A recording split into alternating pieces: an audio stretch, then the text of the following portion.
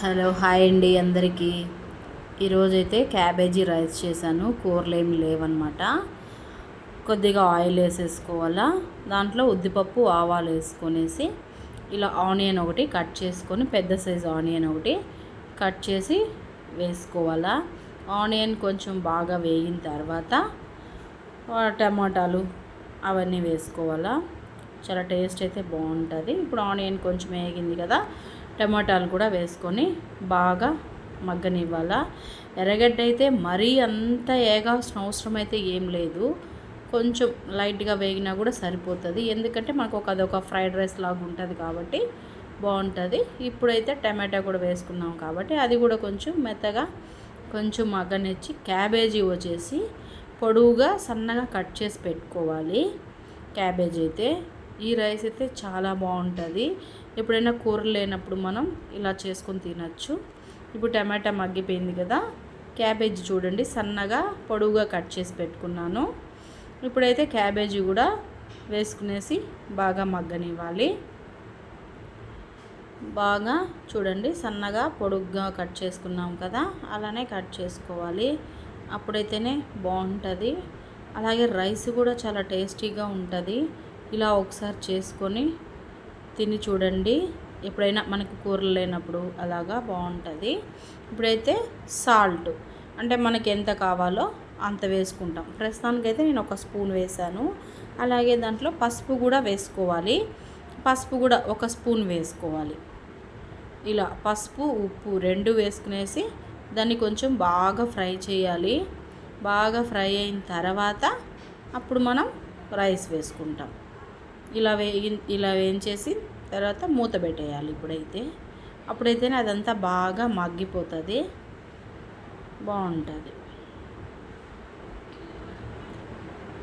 చూడండి ఎలా ఉందో. ఇప్పుడు బాగా మగ్గిపోయింది. ఇప్పుడు బాగా ఎగిపోయింది చూడండి. ఇప్పుడు వచ్చేసి దాంట్లోనే కొంచెం కారం, మనకి ఎంత కావాలో అంత కారం వేసుకోవాలి. మన ఇష్టం, అది మనం టేస్ట్ బట్టి వేసుకోవచ్చు. అలాగే ధనియాల పొడి కూడా వేసుకోవాలి. దాంట్లో ఒక 2 స్పూన్లు ధనియాల పొడి, 2 స్పూన్లు కారం వేసాను నేను. ఎవరు కారం ఎక్కువ తింటే దాన్ని బట్టి వేసేసుకోవచ్చు, ఏం పర్లేదు. బట్ అలాగే గరం మసాలా ఉంటే కూడా వేసుకోవచ్చు. బట్ నాదే లేదు కాబట్టి నేను ఆ రోజైతే వేయలేదు. కాబట్టి మనం గరం మసాలా కూడా యాడ్ చేసుకోవచ్చు, చాలా బాగుంటుంది. ఇప్పుడు వచ్చేసి రైస్ వేసుకోవాలి. మొత్తం ఎంత కావాలో మనకు రైస్ అంత తీసుకొని వేసుకోవాలా. నీట్గా మొత్తం రైస్ అంతా వేసాక మొత్తం కలిపేయాలి. నీట్గా రైస్ అంతా నీట్గా కలుపుకునేయాలి. నీట్గా కలిపేసి మొత్తం కలుసుకునేలాగా కలుపుకోవాలి. మొత్తము అన్నంకంతా బాగా నీట్గా పట్టాలా. ఇప్పుడైతేనే బాగుంటుంది. ఉప్పు కారం ఏదైనా తక్కువైనా కూడా మళ్ళీ కూడా మనం యాడ్ చేసుకోవచ్చు, కాబట్టి ప్రాబ్లం ఏం లేదు. తక్కువ వేసుకున్నా కూడా ఇలా మొత్తం కలిపేయాలి. ఉంటే మనం అల్లం వెల్లుల్లి పేస్ట్ కూడా వేసుకోవచ్చు, లేకపోతే కూడా ఇలా కూడా చేసుకొని తినచ్చు, బాగుంటుంది. చూడండి ఎంత బాగా వచ్చిందో. కలర్ కూడా చూడండి చాలా బాగుంటుంది. టేస్ట్ కూడా అయితే చాలా బాగుంటుంది. సింపుల్గా కూడా అయిపోతుంది.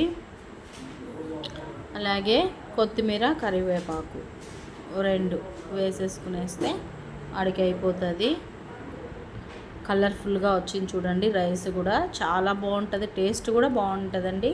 ఇలా అయితే ఒకసారి ట్రై చేసి చూడండి. టేస్ట్ అయితే చాలా సూపర్ ఉంటుంది. మనకి ఎప్పుడైనా కూరలు లేని టైంలో ఇలా మనం చేసుకొని తినేయచ్చు, చక్కగా బాగుంటుంది. మొత్తం ఇలా కలుసుకోవాలి. మన దగ్గర గరం మసాలా లేదు, గరం మసాలా కూడా వేసుకుంటే ఇంకా చాలా టేస్టీగా ఉంటుంది. ఇలా ఈ వీడియోని మీకు నచ్చినట్టయితే లైక్ చేయండి, షేర్ చేయండి. అలాగే మన ఛానల్ని సబ్స్క్రైబ్ కూడా చేసుకోండి. Bye friends.